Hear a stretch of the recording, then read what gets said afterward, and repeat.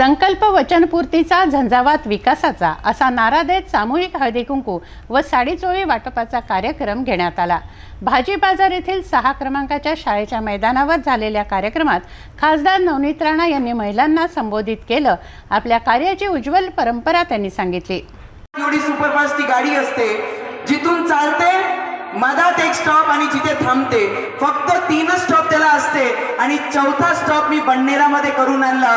तेवढी ताकद आपण मला दिली म्हणून हे सगळी गोष्टी करणं माझ्यासाठी शक्य आहे। त्याच्यासोबत जबलपूर जाणारी गाडी कोविड मध्ये बंद पडली होती। त्यांनी म्हटलं की जबलपूर गाडी हे अकोलावरनं आपण सुरू करू। मी म्हटलं जोपर्यंत मी खासदार आहे एकही गोष्टी माझे इथून दुसऱ्या जिल्ह्यापर्यंत मी जाऊ देणार नाही। आणि त्याच दिवशी मी मंत्र्यांना सांगितलं फक्त तारीख तुम्ही सांगा की कोणत्या तारीख अकोलावरनं ही गाडी सुरू होणार आहे, मी गाडी हलूच देणार नाही। आणि त्याच्याच दुसऱ्या दिवशी ऑर्डर आली की अकोला ना करताना ती गाडी अमरावतीवरनं परत सुरू होईल आणि त्या जबलपूर गाडीला मी परत सुरू करून घेतला। एकही गोष्टी माझे अमरावतीमध्ये मी बंद पडू दिली नाही।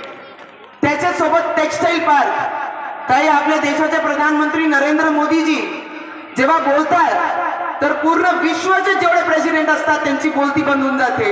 आणि त्या व्यक्तींनी, त्या देशाच्या प्रधानमंत्रींनी जेव्हा अनाउन्समेंट केल्या की देशामध्ये 7 टेक्सटाईल पार्क, आणि छोटे मोठे टेक्सटाईल पार्क नाही आहे, देशामध्ये सगळ्यात मोठे टेक्सटाईल पार्क जेव्हा ते अनाउन्स करतात आणि महाराष्ट्रामध्ये 1 टेक्सटाईल पार्क, आणि ती एक महाराष्ट्रामध्ये जेव्हा माहीत पडलं की ते औरंगाबादला चालली आहे 33 महिन्याची सरकारमध्ये, तेव्हा मी त्याचा पाठपुरावा करणं सुरू केला। मी असेपर्यंत ती टेक्सटाईल पार्क दुसरी ठिकाणी गेली नाही पाहिजे, नाहीतर मी माझ्या लोकांना काय उत्तर देईन। तेव्हा त्याचा पाठपुरावा केला, 1 वर्ष त्याचा पाठपुरावा केला आणि एक महाराष्ट्राला भेटलेली ती माझी अमरावतीमध्ये आणली। आणि त्या टेक्सटाईल पार्क मध्ये 11,000 करोडचा इन्व्हेस्टमेंट आहे। किती? 11,000 कोटीचा इन्व्हेस्टमेंट आणि 2 ते 3 लाख बेरोजगारांना त्या कंपन्यांमध्ये येणाऱ्या भविष्यामध्ये रोजगार भेटेल, ती कमाई मी या जिल्ह्यासाठी केलेली आहे।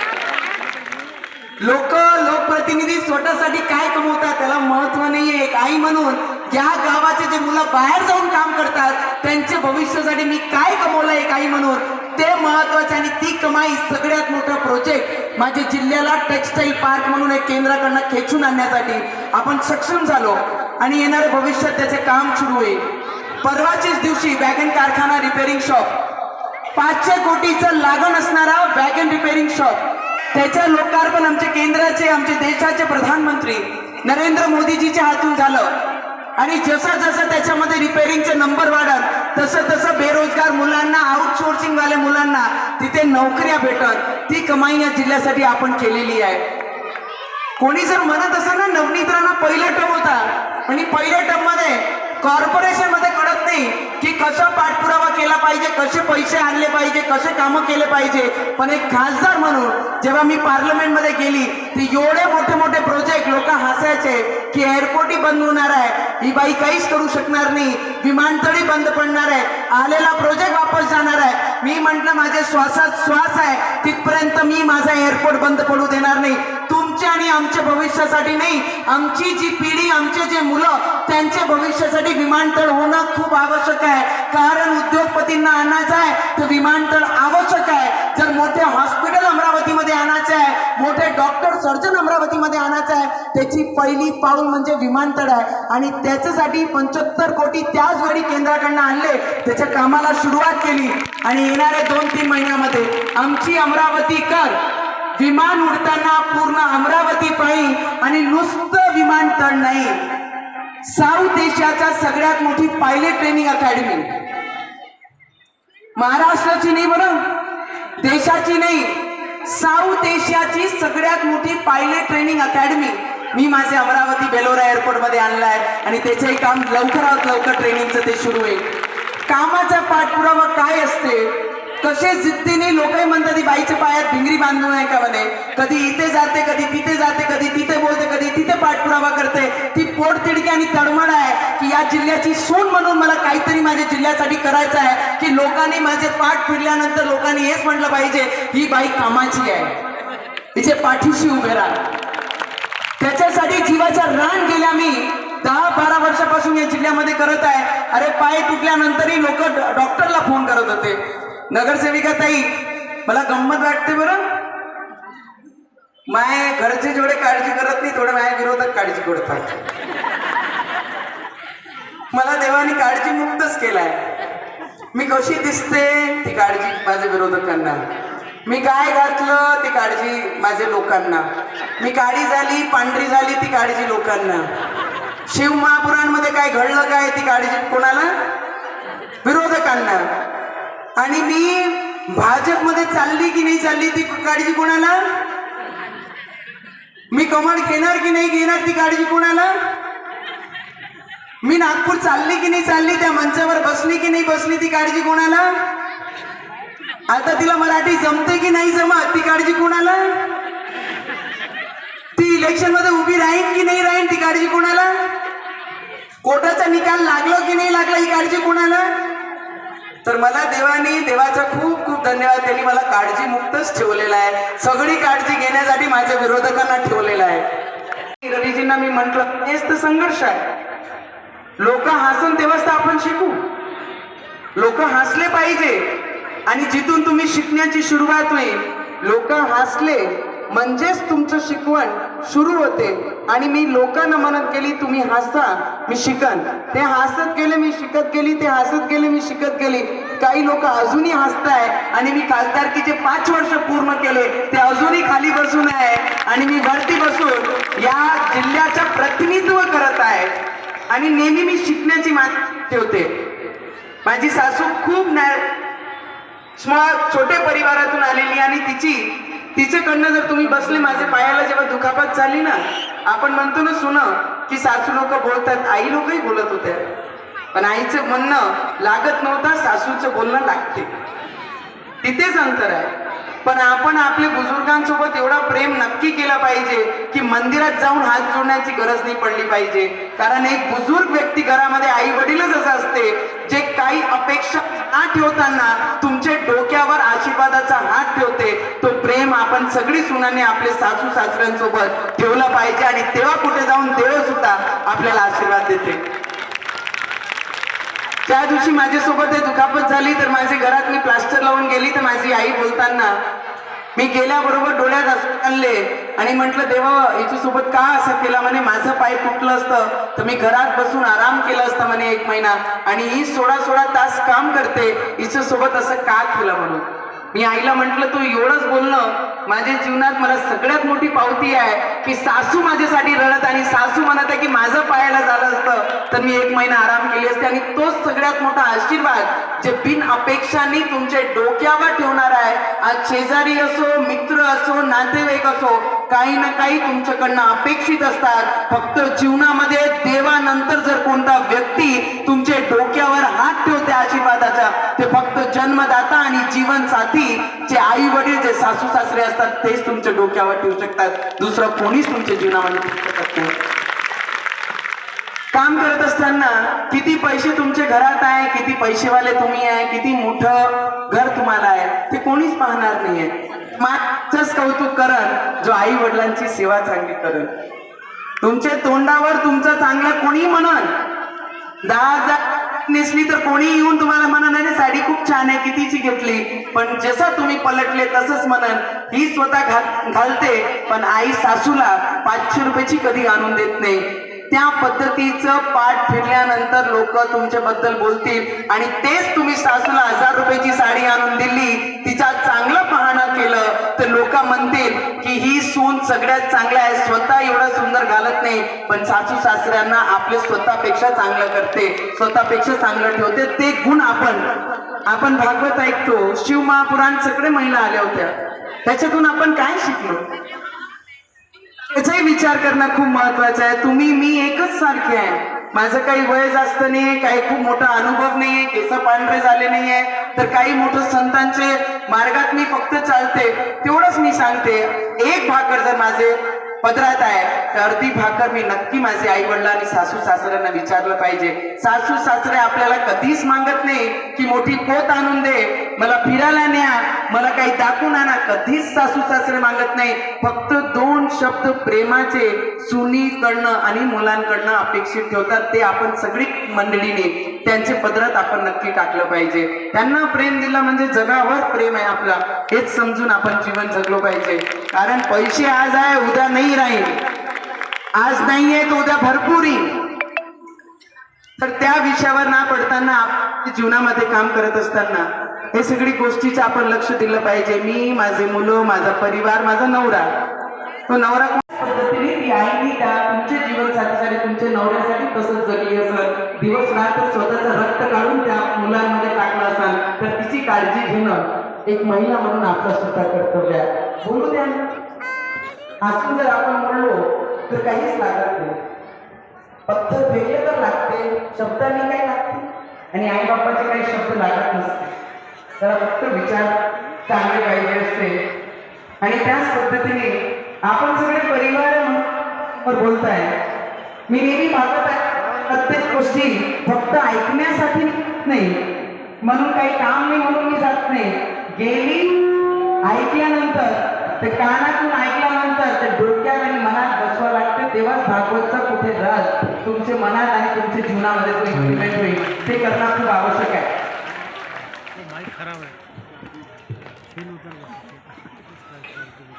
बाया पाहतच नाही, मायकच चालत नव्हतं म्हणून असंच करून बोलत होती मी. हो, आणि राजकीय जीवनामध्ये गेल्या 12 वर्षापासून लग्न झाल्यानंतर मला माहिती सगळ्यांना जायचं आहे, स्वयंपाक करायचा आहे, काहीच नाही करावं लागत. चटणी या तर आपली चटणी होईल म्हणजे आपण चटणी आणि खिचडी मांडून टाकायची, 10 मिनिटात मोकळे. लेट झालं तर उत्तर द्यास लागते तुम्हाला आणि आम्हालाही द्यावं लागते, आम्हालाही बोलावं लागते कुठे आहे. म्हणजे कामशिवाय काहीच करत नाही तरी सांगायला लागते एवढं वेळ कुठे होती. रात्री 2-2, 3-3 वाजता मला काम करत असताना आणि आनंद येते. माझ्या कामात मी प्रेशर घेत नाही, मी आनंद घेऊन काम करत असते. लोकांना भेटत असताना कोणाच्या साड्या पाहून त्यांना गळ्या लावत नाही, कोणी श्रीमंत म्हणून त्याला जवळ बसवत नाही. नाही, माणूस म्हणून ते राष्ट्रसंत तुकडोजी महाराजांनी म्हटलं की माणूस द्या, माझा माणूस द्या. त्या माणूस या नात्याने या समाजात मी काम करत आहे आणि मी पुढे सुद्धा त्याच पद्धतीने काम करणार आहे. या क्षेत्रामध्ये काम करत असताना सासरवाडी सगळ्यांना खूप काही शिकवते. मला तर खूप अति जास्त शिकवलं आहे. कारण की सून म्हणून परिवारामध्येच लोक शिकवतात, पण जिल्ह्यामध्ये फिरत असताना राजकीय लोकांना फेस करायला लागते, काम करून आणायला लागते, आपली आवाज बुलंद करायला लागते, मैदानात राहायला लागते, संघर्ष करायला लागते, कष्ट करायला लागते, रक्ताचा पाणी करावं लागते. त्या पद्धतीने या जिल्ह्याने मला शिकवलं आणि डोक्यावर बसवलं की देशामध्ये 1 लाख असताना या जिल्ह्याच्या लोकांनी मला मतदान देऊन पूर्ण देशामध्ये आपल्या अमरावतीकरांचा झेंडा तिथे लावलं की देशामध्ये 1 लाख होती पण अमरावतीकरांनी 1 लाख करून दाखवली. देशामध्ये किती एक नाव चाललं तेव्हा, पण तेव्हा अमरावतीकरांनी 1 लाख चालवली की जो काम करेगा उसके पीछे अमरावती कर रहेंगे. आणि 2019 मध्ये मला खासदार म्हणून पाठवलं आणि त्याच पद्धतीने 5 वर्ष मी पूर्ण काम केले. मी आपल्याला सांगाल की शहरामध्ये राहणाऱ्या लोकांना जे जे गरजा असतात, आज शहरी भागामध्ये जे 30 वर्षानंतर ती पाईपलाईनचं काम सुरू होणार होतं, मी यंग विजन घेऊन काम करत आहे. ते 1000 करोडची पाईपलाईन ते केंद्राकडनं मी अमृत 2 मध्ये मंजूर करून आणली आणि येणाऱ्या भविष्यात जिथे जिथे पाईपलाईनची आणि पाण्याची प्रॉब्लेम शहरामध्ये आहे, कुठे पाईपलाईन फुटून जाते, ते येणाऱ्या भविष्यात 40-50 वर्ष ती पाईपलाईन कुठूनही ब्लास्ट होणार नाही. आणि माझे अमरावतीमध्ये जे उन्हाळ्यामध्ये पाणी टंचाई होतात, पाणी लेट भेटते, पाणी वेळेने भेटते, ते प्रॉब्लेम पूर्णप्रमाणे संपेल. कारण त्याच्यासाठी नवीन पाईपलाईनसाठी 1000 करोडचं काम या अमरावती शहरासाठी मी आणलं आहे, जिल्ह्यासाठी नाही शहरासाठी. आणि ते तुमच्या यांच्यासाठी खूप महत्वाचं आहे. दुसरं काम, तुम्ही म्हणाल की आमचे लेकरं शिकायला पुण्याला जातात. मला एक माझी आमदारांनी फोन केलं होतं, आमच्या दादांनी. त्यांनी म्हटलं नक्की तू अमरावती शहरासाठी काही जास्त खूप नाही केला तरी चालेल म्हणे. फक्त अमरावतीनं जे पुण्याला शिकायला मुलं जातात त्याच्यासाठी एक अमरावती पुणे अमरावती गाडी सुरू कर. बाकी लोकांना यंगस्टरना काम करणारे जे मुलं आहेत त्यांना काहीच अपेक्षित नाहीये तुमच्याकडनं, फक्त ते सुरू करशील. कारण की जेव्हाही फेस्टिवल आला, दिवाळी आली, होळी आली, दसरा आला, तर एक एक ट्रॅव्हल्स वाले 4-4 हजार रुपये एक एक मुलांकडनं घेतात की सीट नाहीये, जागा नाहीये, बसण्यासाठी नाहीये, आणि या पद्धतीने ते त्यांना चार्ज करत होते. आणि मी त्यांना दादांना हेच वाक्य शब्द दिलं होतं की मी माझा पहिला टर्म पूर्ण केल्यापर्यंत त्याच्या अगोदरच मी अमरावती पुणे अमरावतीची गाडी हेच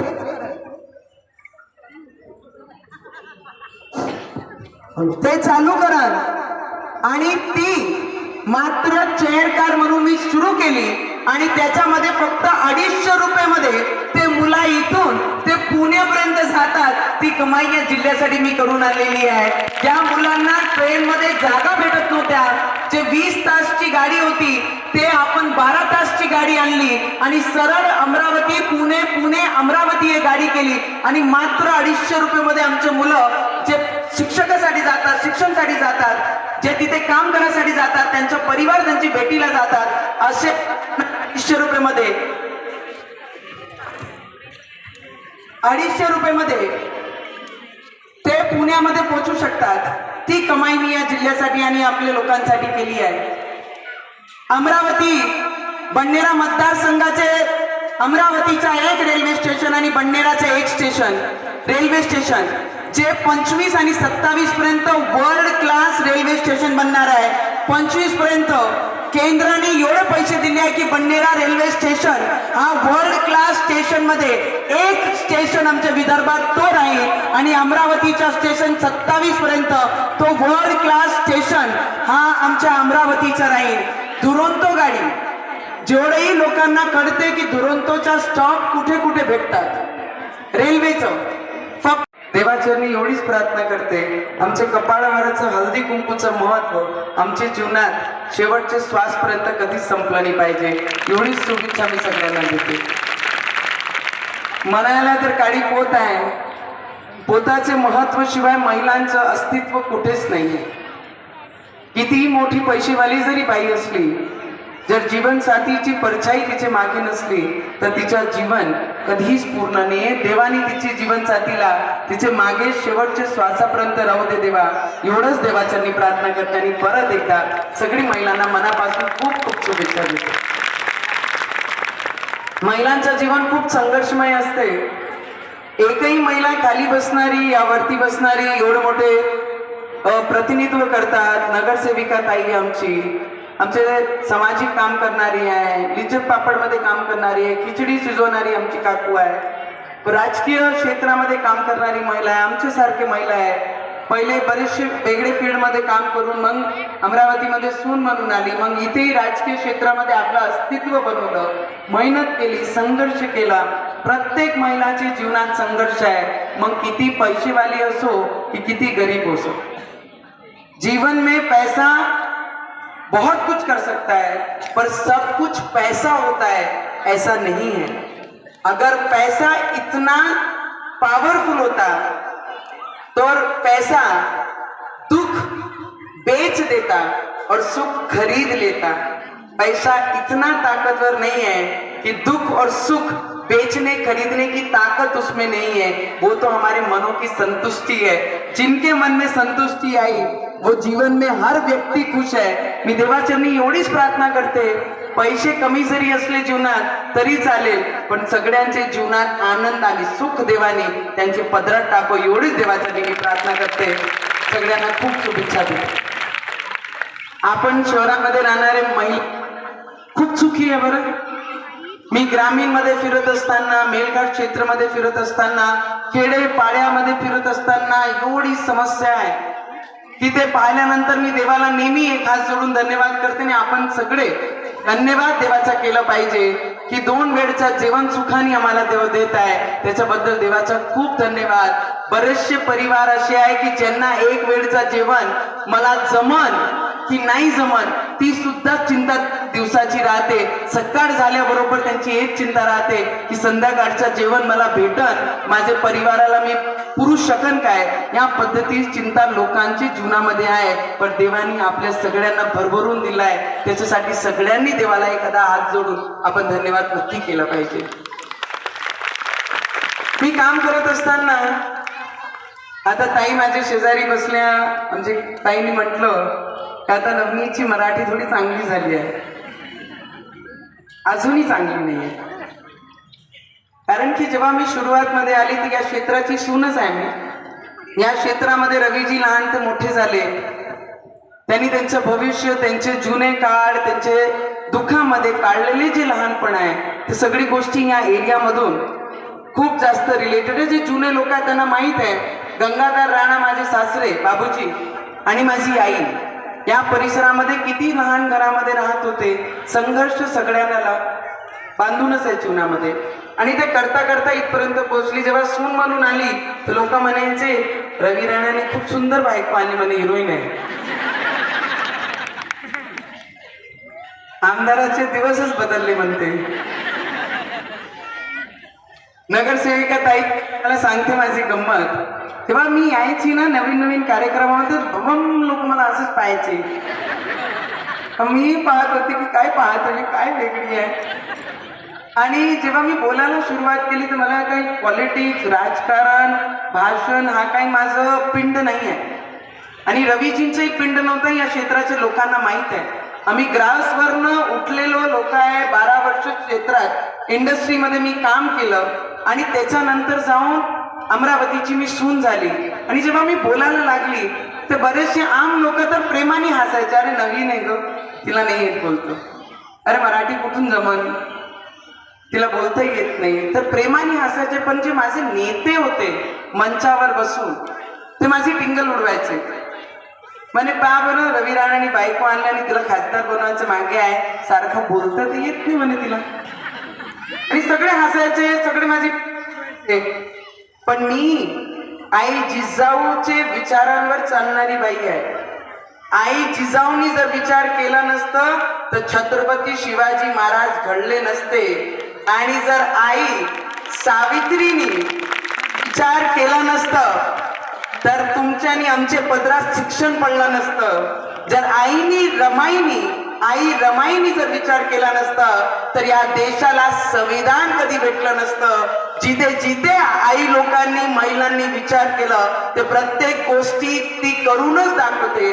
आणि जेव्हा लोक हसायचे चलता है पर विरोधक कम नहीं होना चाहिए.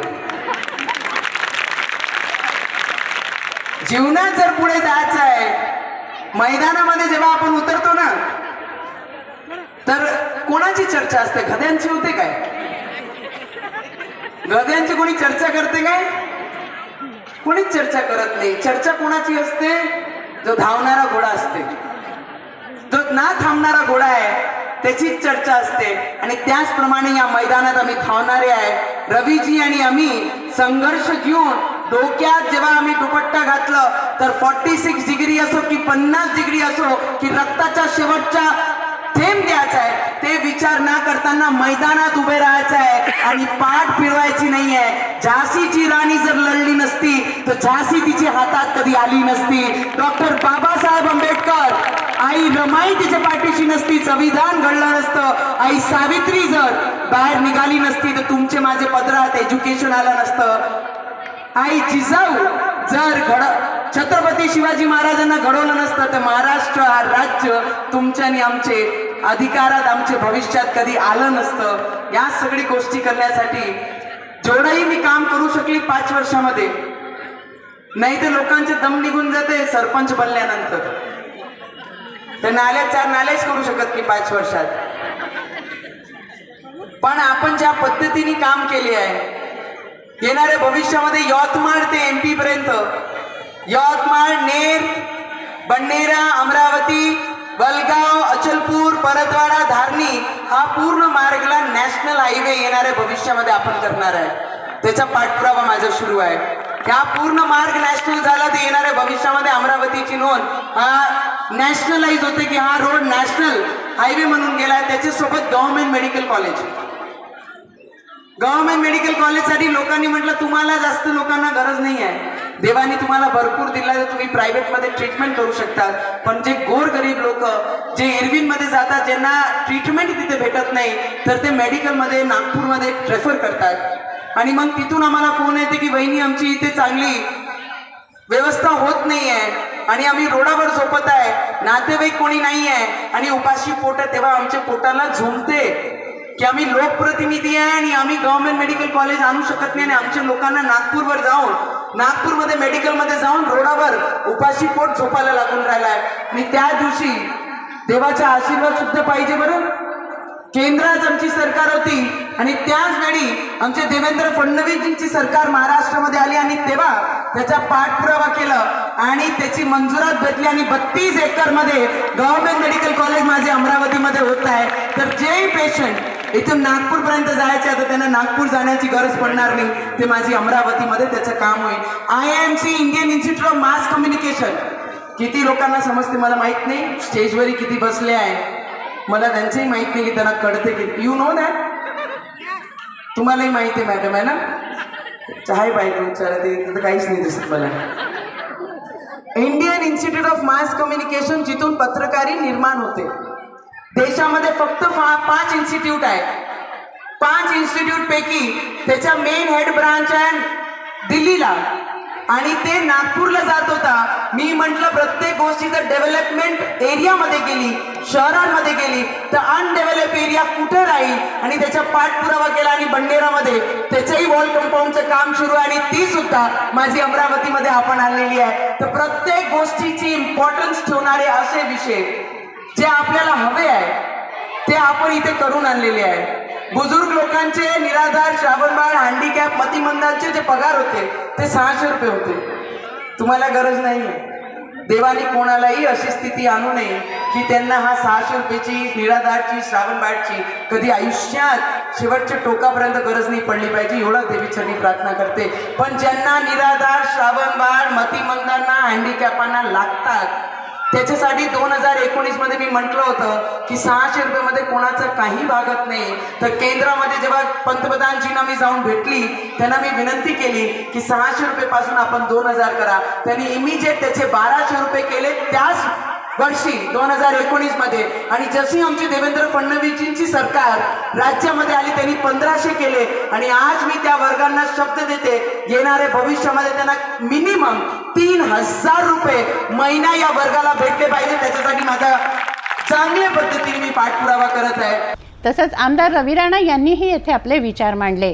कार्यक्रमाला मोठ्या संख्येनं महिला वर्ग तसंच युवा स्वाभिमानचे पदाधिकारी, कार्यकर्ते उपस्थित होते. भारत माता की. या ठिकाणी मी सगळ्यांचा आशीर्वाद घ्यायसाठी आलेला आहे. अनेकदा जनतेमध्ये सेवा करताना आपलाच कुटुंब ज्याचा 12 महिने संपर्कामध्ये असतो पण आपल्या कुटुंबामध्ये सुद्धा आशीर्वाद घेतला पाहिजे जाऊन. कारण हे सगळं जे आहे माझं कुटुंब आहे, माझा परिवार आहे. याच गेटच्या अंदर माझा जन्म झाला, याच गेटच्या अंदर मी खेळलो, वाढलो आणि या गेटच्या सगळ्यांच्या आशीर्वादाने मी आज 3ऱ्यांदा बंडेरा मतदारसंघामध्ये आमदार झालो. हे तुमच्या सगळ्यांच्या आशीर्वादामुळे. आणि जे जे करता आलं या ठिकाणी मी आदरणीय संपूर्ण मंच, मी सगळ्यांचे नावं घेणार नाही पण सगळ्यांचं ताई स्वागत करतो. कारण मला नागपूरला अर्जंट जायचं आहे पण मी म्हटलं सगळ्यांना भेटून सगळ्यांचा आशीर्वाद घेऊन मग इथून जाईल म्हणून मी आपल्या सगळ्यांच्या भेटीला आलेला आहे. मला एकच विनंती आहे आपल्याला की आज खासदार नवनीत राणा ह्या अमरावती जिल्ह्याचाच खासदार नाही आहे. संपूर्ण देशामध्ये एका महिलेने आपल्या आवाजातून, आपल्या दबंगतेतून देशाच्या पार्लमेंटमध्ये आपल्या जनतेचे प्रश्न मांडले, आपल्या जनतेसाठी लढल्या आणि देशाचे पंतप्रधान मोदीजी सुद्धा खासदार नवनीत राणाची तारीफ करतात, त्यांचं अभिनंदन करतात. कारण की आज महिला खासदार या देशाच्या पार्लमेंटमध्ये ज्या ताकदीनं तळागाळातले शेवटच्या घटकांचे, महिलांचे, युवकांचे, बुजुर्गांचे, शेतकऱ्यांचे, शेतमजुरांचे ज्या ताकदीनं त्या प्रश्न मांडतात आणि एक एक प्रश्न पहिले आपण पाहत होतो की अमरावती जिल्ह्यामध्ये खासदार कोण आहे हे बुजुर्गांना माहीत नव्हतं, युवकांना माहीत नव्हतं. आता मेलघाटच्या 3 वर्षाच्या मुलालाही माहीत आहे की नवनीत राणा या जिल्ह्याच्या खासदार. एवढा जनसंपर्क, एवढा लोकांमध्ये त्या राहून लोकांचा संपर्क, लोकांचे कामं आणि ह्या जिल्ह्यामध्ये या 5 वर्षामध्ये एक खासदार म्हणून त्यांनी जे काम केलं ते खऱ्या अर्थाने इतिहासात नोंद करण्यासारखं आहे. अमरावतीमध्ये गव्हर्नमेंट मेडिकल कॉलेज नव्हतं, आज अनेक गोरगरिबांना जेव्हा मेडिकलमध्ये इलाज घ्यायचा असला, नागपूर मेडिकलमध्ये किंवा सावंगी वर्धेमध्ये जावं लागत होतं. आज अमरावतीमध्ये 32 एकरामध्ये गव्हर्नमेंट मेडिकल कॉलेज त्यांनी मंजूर केलं आणि 1300 कोटी रुपये त्यासाठी आणले. त्याचं काम सुद्धा सुरू झालेलं आहे. 2 दिवसाआधी बंडेरामध्ये रेल्वे वॅगन फॅक्टरी जे 700 कोटी रुपये आणून त्या फॅक्टरीचं काम पूर्ण केलं आणि देशाचे पंतप्रधान मोदीजी यांनी 3 दिवसाआधी बंडेराचं रेल्वे मॉडेल रेल्वे स्टेशन आणि रेल्वे वॅगन फॅक्टरीचं स्वतः ऑनलाईन देशाच्या पंतप्रधानांनी उद्घाटन केलं. 3 ते 4 हजार लोकांना इथं रोजगार मिळणार आहे. हे नवनीत राणाचं कार्य. या ठिकाणी अमरावती जिल्ह्यामध्ये एअरपोर्ट नव्हतं, एअरपोर्टच्या माध्यम पायलट ट्रेनिंग स्कूल नव्हतं. एअरपोर्टचं पण काम त्यांनी गतीला आणून आज येणाऱ्या 2-3 महिन्यामध्ये मुंबई अमरावतीचं फ्लाईट सुरू होईल. आपल्याला असं वाटते की गरिबांना फ्लाईटची गरज नाही आहे, पण जेव्हा आपल्या युवा पिढीमधले मुलं मोठे होतात त्यांना जेव्हा या राज्यातून त्या राज्यामध्ये जावं लागते आणि जेव्हा त्या राज्यातले लोक या राज्यामध्ये येतात, उद्योगपती येतात, तेव्हा एअरपोर्टची गरज असते आणि त्या एअरपोर्टमुळं अमरावती शहराचं वैभव वाढते, व्हॅल्यू वाढते. ते एअरपोर्ट सुद्धा त्या ठिकाणी सुरू होणार. देशाच्या पंतप्रधानांनी मोदीजींनी देशामध्ये 60 टेक्सटाईल पार्क दिले. 60 टेक्सटाईल पार्क दिले देशामध्ये आणि महाराष्ट्रामध्ये खासदार नवनीत राणा टेक्सटाईल पार्क दिला. तो 10,000 कोटी रुपयाची इन्व्हेस्टमेंट ज्या ठिकाणी नांदगाव पेठमध्ये काम सुरू झालेलं आहे आणि लाखो लोकांना तिथे रोजगार मिळणार आहे. ते सुद्धा काम झालं. कारण की आपल्याला माहित आहे की महिलांच्या हाताला काम नाही आहे, युवकांच्या हाताला काम नाही आहे. टेक्सटाईल इंजिनियर झाल्यानंतर त्यांना पुन्हा मुंबई, बेंगलोर, दिल्ली जावं लागते. पण टेक्सटाईल इंजिनियर जर आपल्या मुलं झाले, मुलगी झाली, त्यांना अमरावतीमध्येच काम मिळेल आणि अनेक महिलांना टेक्सटाईल पार्कच्या माध्यमातून मोठा रोजगार मिळेल. अशा प्रकारचं एक मोठं वैभवशाली काम सुद्धा देशाच्या पंतप्रधानांच्या माध्यमातून खासदार नवनीत राणांनी केलं. संजय गांधीचा पगार तुम्हाला माहित आहे. जेव्हा त्यांनी पहिल्यांदा या ठिकाणी पार्लमेंटमध्ये शपथ घेतली तेव्हा 500 रुपये 600 रुपये संजय गांधीचा पगार होता. सगळ्यात पहिले त्यांनी मागणी केली की अपंग, अंध, मतिमंद, बुजुर्ग, विधवा महिला यांचं 500 रुपयामध्ये काहीच होत नाही. मोदीजींना सांगितलं कम से कम 3,000 रुपये केला. त्यांनी ताबडतोब 1,500 रुपये केले आणि आता येणाऱ्या महिन्याभरानंतर त्याचे 2,000 रुपये होणार. 2,000 रुपये होणार. आज तुम्ही इरविन हॉस्पिटलची हालत पाहिली. माझ्या शरीरामध्ये जे रक्त आहे, ज्या विचाराने मी वाढलो, ज्या गोरगरिबातून मी इथपर्यंत पोहोचलो, त्या गरिबांची सेवा शेवटच्या क्षणापर्यंत मी करत राहील. हे वचन मी आपल्याला देतो. या ठिकाणी खासदार नवनीत राणा सुद्धा आलेले आहे आणि सगळे आपण त्यांची आतुरतेने वाट पाहत आहे.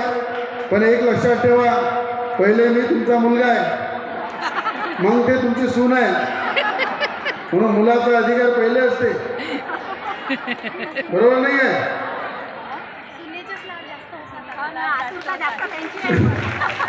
उलट झालं आता भाऊ, उलट झालं भाऊ. आता सुनीची आतुरता जास्त आहे बरं.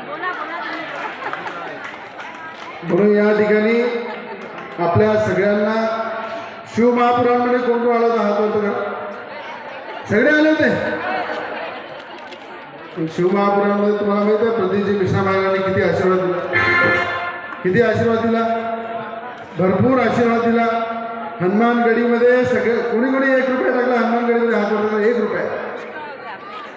आज बजरंगबलीची 111 फूट उंच मूर्ती स्थापना होते.